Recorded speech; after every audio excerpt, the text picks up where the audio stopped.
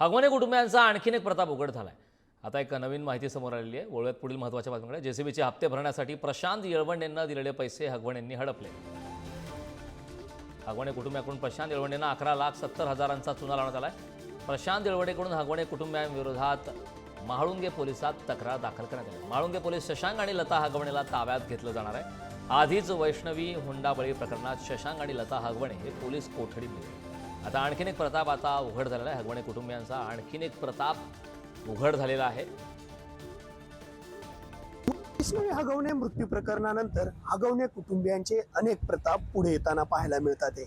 असाच काहीसा Pratap JCB machine विक्री प्रकरणात हगवणे कुटुंबियांनी प्रशांत येळवंडे यांच्या समवेत केलेला आहे। माझ्यासमोर प्रशांत येळवंडे, काय नक्की हगवणे कुटुंबियांनी आपल्या बरोबर केलं? हगवणेंनी 21 मार्च 2022 रोजी आमचा व्यवहार ठरला होता। व्यवहार 24 लाख रुपयाला ठरला। 24 लाखापैकी 5 लाख रुपये त्याला मी चेक दिला। तो चेक लता राजेंद्र हगवणे या नावाने वाटला गेला। त्याच्यानंतर मशीन पण लता राजेंद्र हगवणेच्याच नावाने होती। तर मग जे 19 लाख रुपये लोन आहे ते 50,000 रुपये महिन्याला हप्ता या स्वरूपात फेडायचं होतं। तर मी त्याला वेळोवेळी हप्ते देत राहिलो। अचानक चाकणला काम करत असताना मशीन इंडसइंड बँकेने ओढून नेलं। इंडसइंड बँकेने ओढून नेला असता मग मी त्याला चौकशी केली। म्हणलं हप्ते फेडरल बँकेला भरले तर इंडसइंड बँकेचा काय रोल आहे? तर त्यांनी सांगितलं की मी काय असेल ते पाहतो, तुम्हाला मशीन 2 दिवसात देतो। ते मग मी राजा भाऊंना सगळा विषय सांगितला, काका माझं असं असं झालंय, तुमच्या मुलाला माझी मशीन द्यायला लावा। तर त्यांनी मला म्हणले, मग शशांकला बोलून घेतलं। शशांकला बोलावल्यानंतर शशांकला विचारलं काय विषय, तर तो म्हणला पप्पा ते असा विषय झाला तसा विषय झाला। त्यांनी उडीची उत्तर वडिलांना दिली। त्याचे वडील म्हणले मग मशीन चालवाय दिल्यानंतर किती पैसे भेटतात? तर तो म्हणला 1 लाख रुपये महिन्याला भेटतात।